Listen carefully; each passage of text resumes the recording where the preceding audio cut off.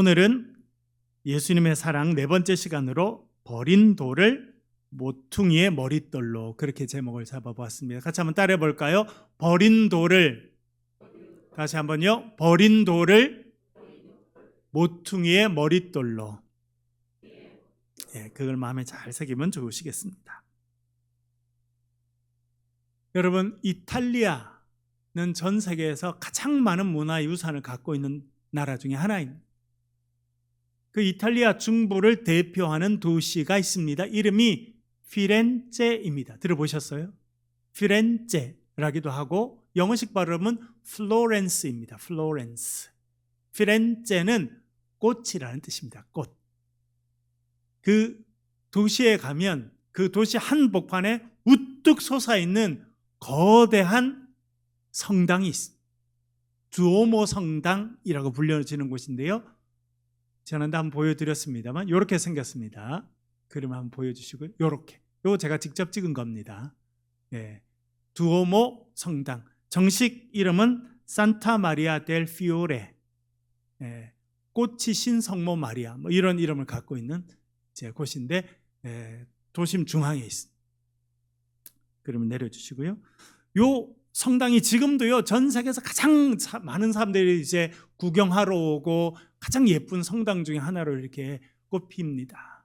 1464년, 아주 오래전에 1464년에도 이 성당은 있었습니다. 이 성당을 장식하고 꾸미는 그 위원회가 모였습니다. 우리가 구약의 인물들을 한 사람씩 조각해서 예배당 주위에 세우면 얼마나 예배당이 더 예쁘겠느냐. 그래서 이 사람들이 저 이탈리아 북부의 카라라라는 산에 있는 채석장에서 대리석을 하나 사옵니다. 높이가 5.5m. 여러분, 5.5m면 우리 여기 지금 앞에 있죠. 제가 서 있는 여기가 바닥에서부터 꼭대기까지 몇 미터일까요? 정확하게 4m입니다. 5.5m니까 이거보다 훨씬 더 큰 걸 갖고 온 것입니다. 어떻게 운반했거든요? 엄청 멀리 소중하게 운반해서 이제 이것으로 작품을 만들어서 이 성당을 장식해야겠다. 그래서 그 당시 유명한 아고스티노 두치오라는 조각가에게 맡겼습니다. 이 사람 의욕이 불타가지고, 야, 구약의 인물 누굴 만들면 좋겠냐? 야, 구약의 인물 하면 다윗이지. 그래서 그 사람이 조각을 시작했어. 근데 의욕은 넘쳤지만 쉽지 않은 거예요. 다리 부분을 만들다가 큰 구멍을 내고 말아버렸어. 저 그만합니다. 그래서 그 큰 대리석은 그 이후에 10년 동안 그 성당이 갖고 있는 큰 창고의 한 구석에 세워져 있었습니다. 10년쯤 지나고 로셀리노라고 하는 건축가를, 이 조각가를 다시 교회에서 섭외를 했습니다. 그래서 이 로셀리노라는 사람이 다시 이 큰 대리석을 꺼내서 조각을 시작했는데 보니까 마음에 안 들어요. 미세한 균열이 이 대리석 곳곳에 있는 거. 최고급이 아니네. 저 못합니다. 저는 뭐 이렇게 균열이 있고 이 정도 되는 대리석 저는 안 합니다. 그래서 몇 달 하다가 또 그만둬. 그래서 이 5.5m나 되는 큰 대리석은 군데군데 사람들이 이제 정으로 긁어놓고 한 그 상태로 25년 동안이나 또 교회 창고에 방치되어 있습니다. 25년이 지난 1501년 26살짜리 조각가가 그 창고에 들어갔습니다. 그런데 이 시작하다가만 이 큰 대리석, 이 눈에 띕니다. 자기가 작품을 하겠다고 허락을 받습니다. 그리고 정과 망치를 가지고 이 대리석을 쪼아서 작품을 만들기 시작합니다. 이 26살짜리 조각가가 4년에 걸쳐서 만든 작품을 보여드리겠습니다. 보이십니까? 뭡니까? 다비드상. 이 세상에 있는 모든 조각 작품 가운데 최고 중에 하나로 인정받는 다비드상은 그래서 생겨나게 됐습니다. 이것도 제가 직접 찍은 건데요. 그 다음 장면 보여주시고요. 예, 얼마나 섬세하게 했는지 이 다윗이 지금이라도 당장 골리앗을 쓰러뜨릴 것 같은 위대한 작품을 만들게 되었습니다. 그럼 내려주시고요. 이 미켈란젤로가 이 대리석을 대하기 전에 유명한 조각가가 2명이나 거쳐갔습니다. 그런데 그 사람들 보기에는 대리석 됐다, 괜찮다, 참 좋다, 이게 아니고 안 되겠다 라고 한 거. 그래서 조각가들이 외면한, 어떻게 보면 이 조각가들이 버린 대리석이 바로 이 대리석. 그런데 미켈란젤로라고 하는 젊은 예술가는 그 거대한 대리석 안에 있는 다윗이 살아나도록 도와주었습니다. 버린 돌과 같았던 이 대리석은 역사 최고의 작품으로 다시 살아나게 된 것입니다. 이런 이야기가 성경에도 있습니다. 오늘 읽은 본문 말씀 21장 42절 화면을 보면서 같이 한번 읽겠습니다. 시작. 예수께서 이르시되 너희가 성경에 건축자들이 버린 돌이 모퉁이의 머릿돌이 되었나니 이것은 주로 말미암아 된 것이요 우리 눈에 기이하도다 함을 읽어본 일이 없느냐. 아멘. 여기 유명한 표현이 나옵니다. 건축자들이 버린 돌이 뭐가 되었다는 것입니까? 모퉁이 돌이 되었다. 모퉁이의 머릿돌이 되었다. 그렇게 말해주고 있습니다. 이 중요한 표현이 건축자들이 버린 돌이 모퉁이, 집 모퉁이의 머릿돌이 되었다. 여러분, 건물을 지으려면 중요한 것이 몇 가지 있습니다. 그 중에 하나는 기둥입니다. 기둥. 이번에도 미국의 뉴욕에서 아주 큰 건물 무슨 공사를 하다가 기둥이 가운데 한 2개가 무너졌어요. 여러분, 우리나라 성수대교도 무너졌죠. 어떻게 됐습니까? 기둥이 제대로 받쳐지지 않으면 무너집니다. 또 뭐가 중요하냐면 모퉁이, 기초석이 중요합니다. 여기서 말하는 모퉁이 돌은 여러분 여기도 보면 이 면과 저 면이 딱 만나는 곳이 있죠. 그 가운데 그 밑에 세워지는 것이 머릿돌입니다. 모퉁이의 머릿돌, 그러니까 이 면과 이 면이 만나는 딱 거기에 밑에 서 있는 그것이 무너지면 집 전체가 무너지게 돼 있습니다. 성경이 뭐라 말씀하시느냐?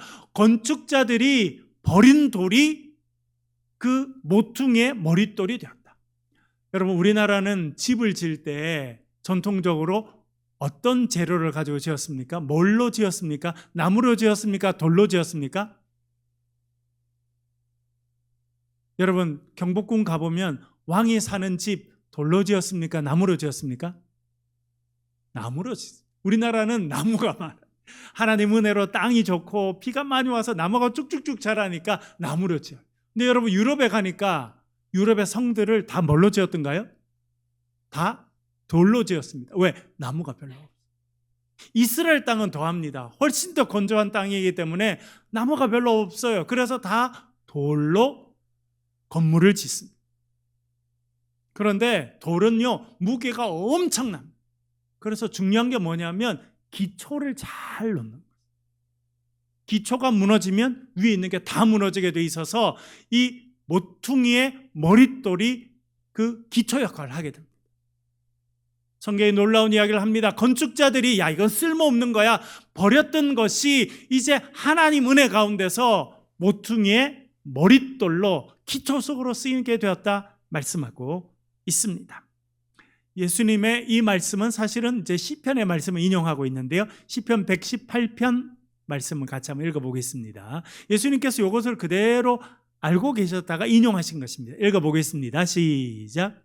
건축자가 버린 돌이 집 모퉁이의 머릿돌이 되었나니 이는 여호와께서 행하신 것이요 우리 눈에 기이한 바로다. 아멘. 건축자들이 쓸모없다고 버린 거예요. 여러분, 건축하는 사람들은 전문가입니다. 쓸모가 있는지 없는지 금방 알 수 있어요. 그런데 건축하던 사람들이 이 돌은 더 이상 쓸모가 없다. 기초석이 아니라 옆에 벽에 세우기도 어렵다 하고 버린 돌인데 하나님께서 그것을 집 모퉁이에 기초석, 머릿돌이 되게 하셨다.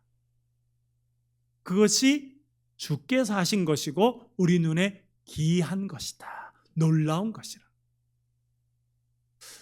그래서 학자들은 그러면 도대체 이 시편에 나오는 건축자가 버린 돌, 그러나 하나님께서 모퉁이의 기초석으로 쓴 이 이야기는 도대체 누구 이야기인가 생각했습니다. 그래서 대표적인 사람이 누구라는 것입니까?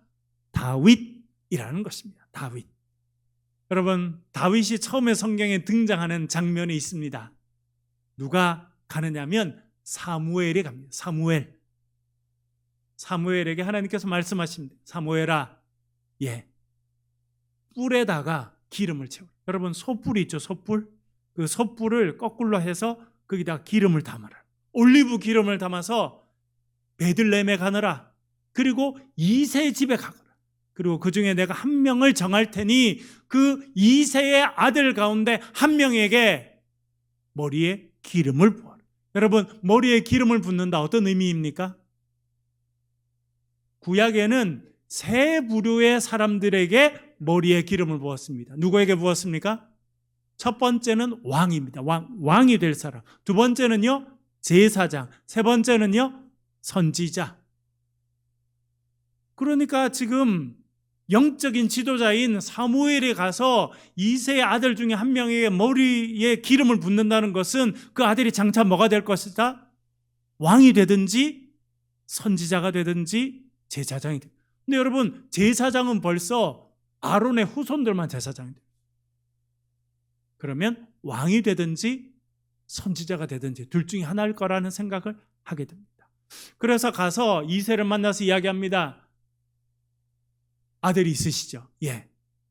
특별한 일을 해야 되니까 아들을 다 불러오십시오. 그렇게 이야기합니다. 그러자 조금 있다가 양을 치던 아들들이 하나씩 오기 시작합니다. 첫 번째 아들의 이름은 엘리압입니다. 엘리압. 키가 한 185쯤 됐던 것 같아요. 아주 잘생겼어요. 여러분, 아까 그 다비드상 보셨죠? 인체 비율이 얼마나 예술인지. 그러니까 딱 첫 번째 아들 엘리압이 오니까 완전히 지금 미켈란젤로가 만든 다비드상처럼 생긴 거예요. 키도 크고 어깨도 넓고, 저 사람이구나. 너무너무 좋다. 그렇게 생각했어. 그런데 하나님은 뭐라 말씀하십니까? 아니라는. 사람은 뭘 보지만 여러분, 외모를 봅니까? 안 봅니까? 남자들만 여자 외모 보는 게 아니더라고요. 여자분들도 남자 외모를 많이 봐요, 안 봐요? 많이 보죠. 그래서 잘생긴 남자들 지나가면 여자분들이 다 은혜 받는 거예요. 요즘에는 보니까 전 세계 사람들이 BTS 이렇게 한국 남자들이 인기가 많아요. 그리고 우리 큰애가 좀 착각 중인가 봐요. 외국에 있는 여자애들이 나를 좋아하는 게 아닌가 이렇게. 하여튼 요즘에 그런 시대가 됐습니다. 그런데 하나님께서 아니라는. 두 번째가 옵니다. 두 번째 아들도 키가 크고 잘생겼어요. 쟤인가? 아니. 세 번째는 삼마라는 아니라. 다 7명이 다 왔어요. 그런데 하나님께서 기름을 부으라는 사람이 아무도 없습니다. 그래서 물어봅니다. 이세요, 아들 다 데려오라 했는데 다 왔습니까?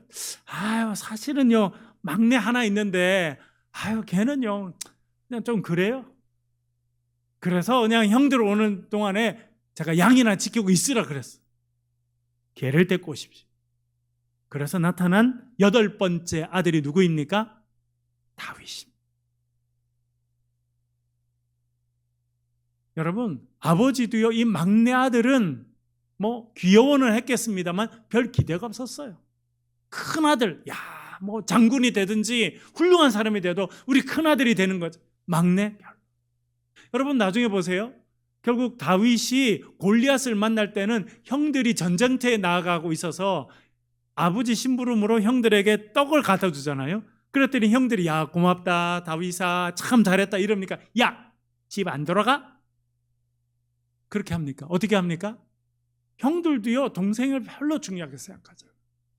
마치 건축자의 버린 돌처럼 다윗은요 그 집에서 별로 인정받는 그런 사람이 못 됐습니다. 그럼에도 불구하고 하나님께서 다윗에게 기름을 부으시고 목동이었던 그 시골의 목동이었던 그를 쫙 세워주시니까 그는 이스라엘 역사에서 가장 중요한 왕이 됐습니다.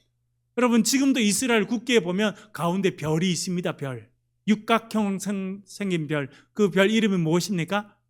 다윗의 별. 이스라엘 사람들이 지금도요 우리가 다윗의 시대를 회복하면 좋겠다 생각하고 살아간다는 것입니다. 건축자의 버린 돌과 같은 인생이었지만 하나님께 들어서실 때 위대한 하나님의 일에 쓰임받게 됐다는 것을 성경이 말씀해 주고 있습니다. 건축자의 버린 돌이 집 모퉁이의 머릿돌이 되었다. 제가 지지난주 서서평 선교사에 대해서 말씀드렸습니다. 서서평 선교사 독일에서 태어났습니다. 엘리자베스 셰핑 말씀드린 것처럼 뱃속에서 벌써 버림받았어요. 아버지가 애 생기니까 도망가.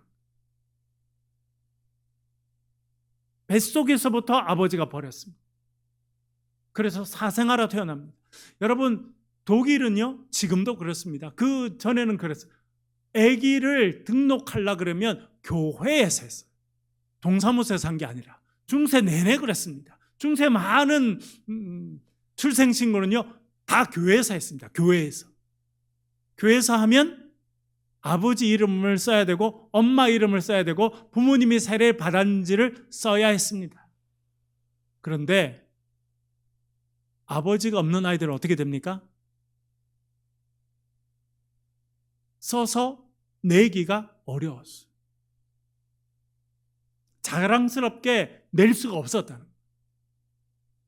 그래서 많은 아이들은 등록이 안 됩니다. 그런 일이 중세에 많이 있었어요. 이 엄마도 아마 눈치를 보면서 겨우 딸을 등록시킨 것 같아요. 왜? 사생아로 아빠 없이 태어났으니까. 그래서 이 엄마에게 있어서 이 엘리자베스는요 아주 수치거리 중에 하나인 거예요. 자기 인생의 오점 중에 하나입니다. 그래서 이 엘리자베스가 3살이 되기 전에 엄마는요 독일에서 미국으로 가버립니다. 새로운 인생을 찾아 가버려. 엄마가 버린 거예요. 그러나 9살 그래서 외할머니 손에 컸는데 외할머니도 그가 9살 되니까 돌아가십니다. 혼자 남겨진 거예요. 그래서 하는 수 없이 엄마를 찾아 대서양을 넘어서 미국으로 가게 되고 그런 인생을 살게 된 거예요. 여러분 얼마나 상처가 많았겠어요. 제가 작년에 3월에 여기 그 서산에 그 공군 부대 가서 제가 사경을 했지 않았습니까? 그때 지금 장로님이 되셨는데 집사님 한 번 만났어요. 같은 부대에 있었어요. 저희들은 3층에 살고 그분들이 2층 아래 위로 살았던 그분 공군 조종사였는데 나중에는 재혼을 하시게 됩니다. 재혼하신 분은 미국의 LA에서 이 의류 사업을 그런 장사를 아주 오래 하셨던 집사님 오셨어요. 근데 40대 후반에 이 두 분이 이제 다시 가정을 꾸리게 되니까 이제 아기가 없으니까 입양하게 됐는데 둘째 아들, 큰애 여자애를 입양하고 둘째 남자를 입양했는데 요한. 걔가 제가 부대에 있었을 때 한 3살 이렇게 된 것 같아요. 제가 아침에 그 부대 교회에 가서 이제 군종병이라 앉아서 업무를 시작하면 어떤 사람이 그 제 목양실 문을 콱 열어요. 보면 3살짜리 요한이야. 딱 열고 뭐라는 줄 아세요? 목사님 콜라 이렇게 해요. 콜라 달라. 그럼 제가 콜라를 주고 이렇게. 걔는 100일이 안 돼서 길거리에 버려진 거를 누가 신고를 해서 이 시설에 가게 된 거예요. 그래서 그 애를 데리고. 그러니까 걔는 아빠도 모르고 엄마도 모르고. 근데 그 엄마, 이제 입양한 그 엄마 집사님이 그래요. 얘를 자기가 너무 잘 씻기고 잘 먹여서 잠을 재워 놓으면 새벽에 얘가 이제 애가 배가 고플 거 아니에요. 젖을 먹어야 되는데 얘가 자기가 눈을 뜨고 일어나면 꼭 벽을 보고 있다는 거예요. 자기가 자기 품에 안고 있다가 엄마도 이제 잠들게 되니까 얘를 나눌 거 아니에요. 그러면 얘가 벽을 보고 있다는 거예요. 자기가 너무너무 마음이 아프다. 그 이야기가 늘 생각. 어린애들도요, 버림받은 상처는 본능적으로 알게 돼요. 서서평도 그랬던 거예요. 그러나 여러분 어떻게 됐습니까? 상처를 안고 성장했지만 이 땅에 와서 광주 지역에, 전남 지역에 거기서 소방 맞고 쫓겨난 여성들을 모아서 성경 공부하고 심지어 30몇 명은요 같이 살았어요. 같이 살았어요. 14명을 입양합니다. 입양 자기가. 갈 데 없는 애들을 입양해서 키웠어요. 본인도 버림받은 인생이었지만 주님 은혜 가운데서 버림받고 갈 데 없는 그 여성들, 어린아이들 그리고 한센인들을 모아서 교육을 하고 간호교육을 시키고, 그래서 우리나라 세계 간호협회에 등록되어 있는 조선 지금 한국 간호사 협회는요 그분이 등록시킨 거예요. 얼마나 놀라운 일들을 감당했는지 모릅니다. 여러분, 건축자의 버린 돌과 같은 인생도 하나님께서 들어 사용하시면 집 모퉁이에 머릿돌로 벽기는 인생이 있게 된다는 것을 기억하실 수 있기를 간절히 바랍니다. 그런데 여러분, 사실은 이 건축자가 버린 돌, 그런 하나님께서 모퉁이에 머릿돌로 쓰시는 분이 실제로 누구입니까? 예수님이십니다. 예수님. 왜? 예수님도 버림받으십니다. 누구에게 버림받았습니까? 읽어보겠습니다. 마태복음 26장 56절입니다. 같이 한번 읽겠습니다. 시작. 이에 제자들이 다 예수를 버리고 도망하니. 누가 버렸다는 겁니까? 제자들이 예수님을 버렸다는 거예요. 예수님 얼마나 사랑으로 제자들을 먹이고 입히고 가르치고 교육하고, 그런데 예수님이 무리들에게 잡히게 되니까 제자들이 예수님을 버려버렸다. 이 건축자의 버린 돌과 같은 인생은 사실은 예수님의 삶이었다고 하는 것을 우리는 알게 됩니다. 그래서 베드로가 이렇게 말합니다. 사도행전 4장 10절 11절 같이 한번 읽겠습니다. 시작. 너희와 모든 이스라엘 백성들은 알라. 너희가 십자가에 못 박고 하나님이 죽은 자 가운데서 살리신 나사렛 예수 그리스도의 이름으로 이 사람이 건강하게 되어 너희 앞에 섰느니라. 이 예수는 건축자들의 버린 돌로서 집 모퉁이의 머릿돌이 되었느니라. 아멘. 지금 베드로가 해석하고 있는 것입니다. 시편에 나왔고 예수님께서 인용하셨던 이 말씀, 건축자의 버린 돌이 집 모퉁이의 머릿돌이 되었다. 그 분이 누구라는 겁니까? 예수님이시구나 하는 것을 깨닫게 됐다. 여러분, 예수님 버림받으셨어요. 배신당하셨어요. 그러나 하나님께서 건축자의 버린 돌과 같은 그 예수 그리스도를 통해서 우리를 살리셨다고 말씀하고 있습니다. 여러분, 우리도 때때로 건축자의 버린 돌과 같이 우리 스스로가 느껴질 때가 있습니다. 많이 공부 못했다고, 취직에 실패했다고, 사업에 실패했다고, 건강하지 않다고, 나이가 많다고, 능력이 없다고, 우리도 건축자의 버린 돌과 같은 그런 경험을 할 때가 있는. 말씀드렸죠. 저도 박사과정 9군데 지원했는데 9군데 다 똑딱 떨어졌어요. 여러분, 그런데 예수님도 그렇게 버림받으셨다. 그러나 어떻게 됩니까? 건축자들은 그 돌을 버렸지만 하나님은 그 돌을 귀하게 사용하셔서 집 모퉁이에 머릿돌이 되게 하셨다 말씀하십니다. 하나님께서 그 역사를 저와 여러분의 삶에도 이루어 주실 줄로 믿습니다. 1809년 2월 12일 1809년 2월 12일 미국 켄터키, 여러분 지금도요 미국에서 제일 가난한 주 중에 하나가 켄터키라는 곳입니다. 켄터키 프라이드 치킨 아시죠 여러분? 그게 그 동네에서 났어요. 왜? 흑인 노예들이 빨리 많이 먹고 배부를 수 있도록 하기 위해서 닭튀김을 한 것이 켄터키 프라이드 치킨이에요. 제일 가난한 동네, 흑인들이 제일 많고 지금도 제일 가난한 동네 중에 하나가 켄터키라는 곳입니다. 그 켄터키의 오두막집에서 한 아이가 태어납니다. 엄마는 경건한 신앙인이었습니다. 가난했지만 아이에게 성경을 가르쳤습니다. 그러나 그 엄마가 일찍 죽게 됩니다. 그래서 이 아이는 제대로 교육을 받지 못하고 성장. 그러나 어머니의 신앙의 유산을 받고 성경을 하나 붙잡고 그는 열심히 삽니다. 꿈이 컸습니다. 그러나 자기를 도와줄 사람이 없었어요. 이 청년은 23살 때 친구와 같이 방앗간 사업을 했는데 왕창 망했습니다. 24살 때는 일리노이 주의 주의회 선거에 나갔는데 똑딱 떨어졌어요. 25살에는 다시 친구를 불러서 사업을 했는데 이번에는 완전히 망해서 그 다음 20년 동안 그 빚을 갚게 됩니다. 26살에는 약혼녀를 잃게 됩니다. 약혼녀가 병으로 죽습니다. 28살에는 사업 실패와 약혼녀를 그렇게 떠나보낸 충격으로 인해서 그는 신경쇠약이 걸리게 되고 우울증으로 고생을 하게 됩니다.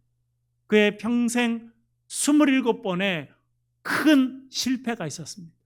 그러다가 52살 됐을 때 대통령 선거에 나갑니다. 그리고 미국 16대 대통령으로 선출됐습니다. 그가 아브라함 링컨입니다. 지금도 미국 사람들을 대상으로 제일 사랑하고 존경하는 대통령이 누구냐면 100% 1등으로 뽑히는 사람이 아브라함 링컨입니다. 그런 아브라함 링컨은요 오랫동안 건축자의 버린 돌처럼 취급받았습니다. 실패했습니다. 낙심했습니다. 절망했습니다. 그러나 다시 일어났습니다. 하나님이 나에게 기회를 주시겠다. 왜냐하면 그의 평생을 이끌어갔던 것은요 그가 어릴 때 그의 엄마가 자기에 부어줬던 사랑과 돌아가신 엄마가 자기 손에 쥐어줬던 성경책이었습니다.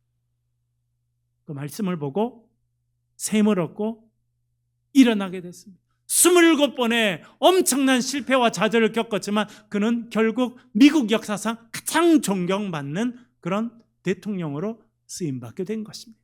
여러분, 건축자의 버린 돌을 하나님께서 집 모퉁이에 머릿돌로 쓰신다. 성경이 말씀하고 있습니다. 이 역사를 기억하고 다시 한번 힘을 내고 살아가는 저와 여러분 되시길 주의 이름으로 간절히 축원합니다.